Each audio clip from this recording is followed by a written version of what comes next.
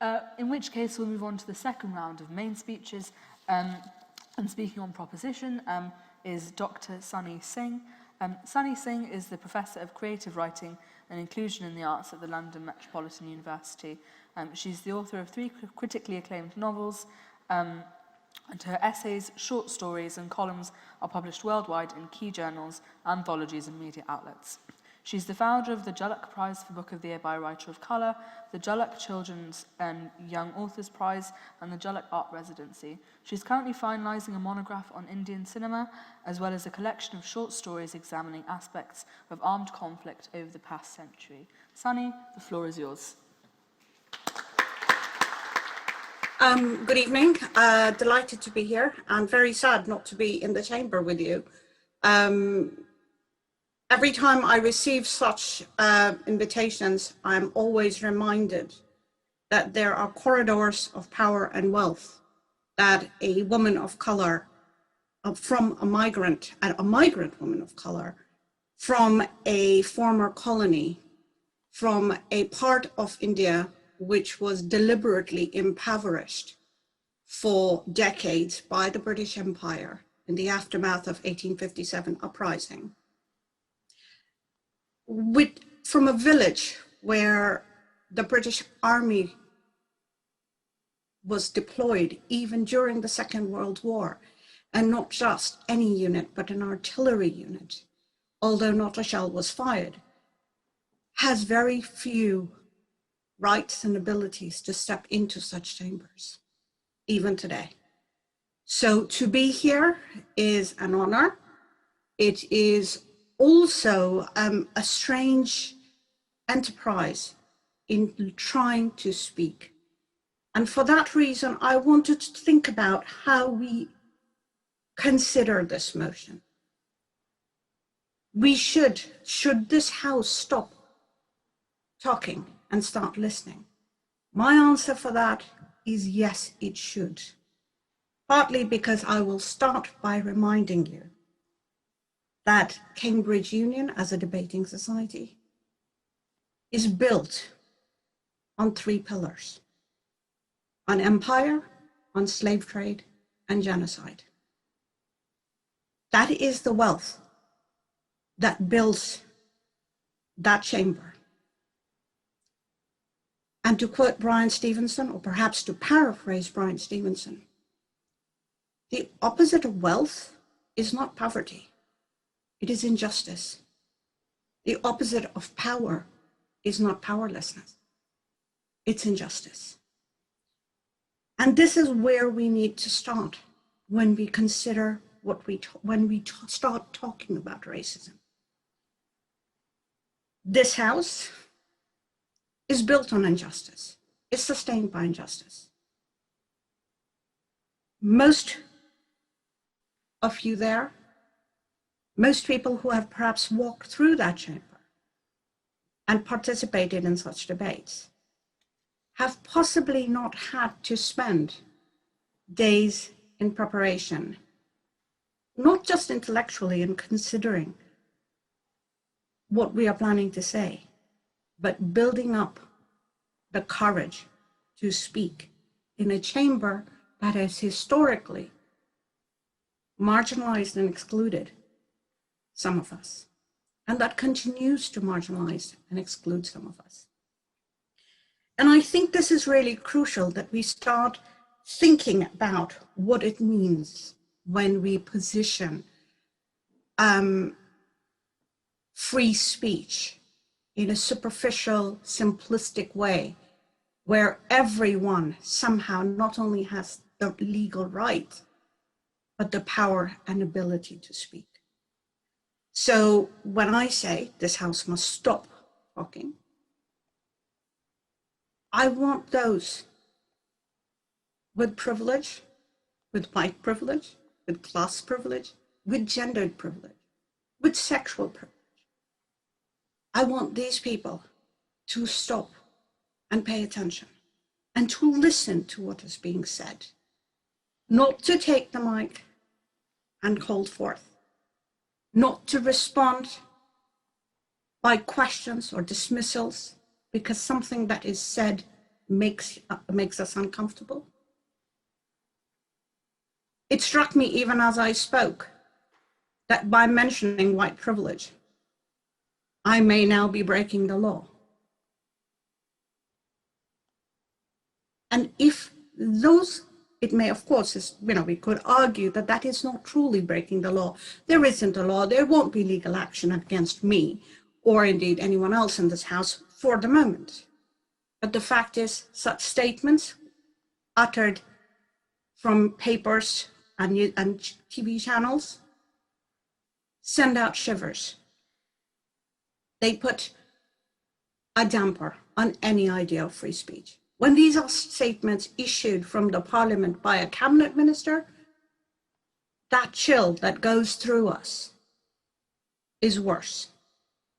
And that chill goes through perhaps more amongst those of us who know how quickly democracy can be subverted, who know exactly how quickly all civil rights, all fundamental rights can be revoked.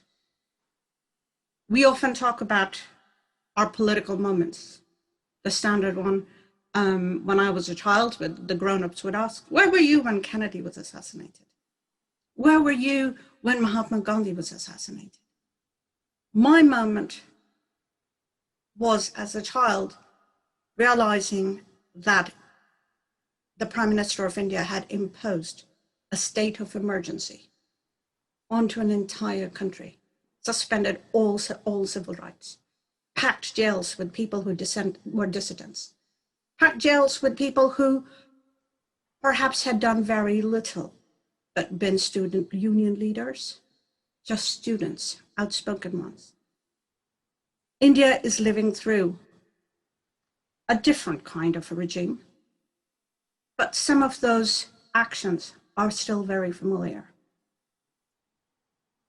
I want to think about what happens in places like Britain.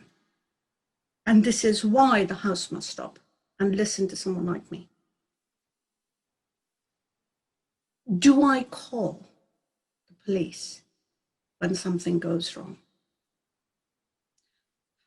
Farooq mentioned that, but I will talk about how in 2014, after a racist attack in North London, when I called the police, they drove past me twice because the person on the phone call seemingly had an American accent. Or at least they didn't sound Indian enough. Or they sounded like somebody that a brown woman wasn't supposed to sound like. That is an institutional failure. That is also a very simple example of how racism works. By not seeing us, by assuming we are someone else, by assuming our achievements are not really our own. It also works by the police not finding anyone. All cameras were switched off. When they finally managed to get us a series of meetings, nothing really happened. Somewhere out there in North London, there's a man who perhaps is still attacking brown and black women, complete with racist slurs. He's never been caught. But his white privilege protects him. Why does it protect him? Because he would not automatically be seen as somebody who's criminal, as somebody who's violent. So when we think about stop talking, that is what we mean. Start making room for voices that need to be heard. I think it's also worth thinking about something really crucial. When we consider listening, it's not a passive act. Listening does not mean you tune out. To quote one of my absolute favorite scholars and thinkers, in the world today, Flavio Zodan, the work of learning is done in silence. So when you truly care to listen, you may be silent, but you're not passive. You're learning. When you truly care to then act, that action starts with listening. That action starts with making room to listen. That action starts with passing the mic. And frankly, I'll be very honest, that action starts with something like tonight, where someone like me was asked to come into the chamber to talk to you. One of the questions that was raised in the overall brief was, what about white allies? Well, this is exactly what white allies can do. White allies can listen.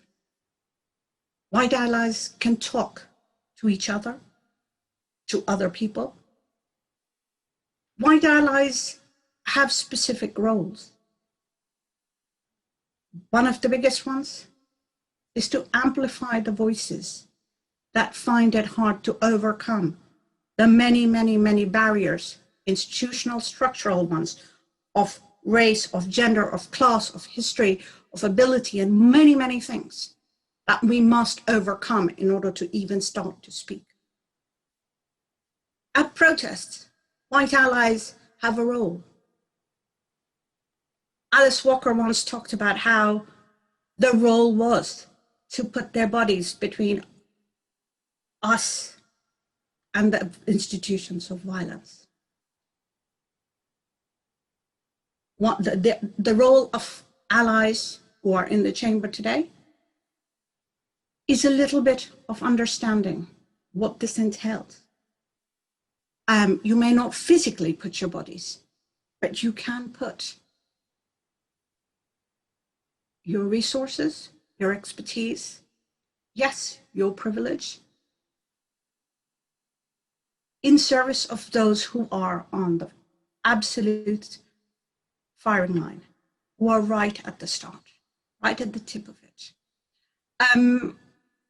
I want to finish with something that really struck me as an act of allyship. In my introduction, you were told about the Jhalak Prize. We started the Jhalak Prize, and the very first night that we were awarding it in 2017, we received quite a terrifying letter from the Equalities Commission, because an MP had made a complaint against the prize, a prize that is for writers of color and very much legally allowed under the equalities law, but also much needed, given that less than 1% of books published in Britain are by writers of color. The MP had complained that the prize was racist against white people. Now, I could laugh. I could send you many, many texts and names of scholars to explain why that doesn't work. We can be prejudiced, we can be bigoted, but we can't be racist against white people. However, we got this letter and we were absolutely terrified. What was a night of celebration was turned into a night of terror. Two writers who had put up their everything we had to set this up. The next morning, what struck me most was the number of people who reached out, who had been there that night. We hadn't gone public yet, but they said, don't worry, we'll figure it out. The case was then taken up by a lawyer, Kiran Dorka, but she came to us through white allies who said, what do we need to do? It was white allies who then said, we will buy the books until we, to support you. And we continue. The Jhalak Prize is now going into its 5th year, and we are constantly struck by the numbers of people, white Britons, far, far, far greater numbers, who understand this very simple point. The opposite of power is injustice. The opposite of wealth is injustice. There can be no justice without equality. And as the slogan goes, there can be no peace without justice. Thank you.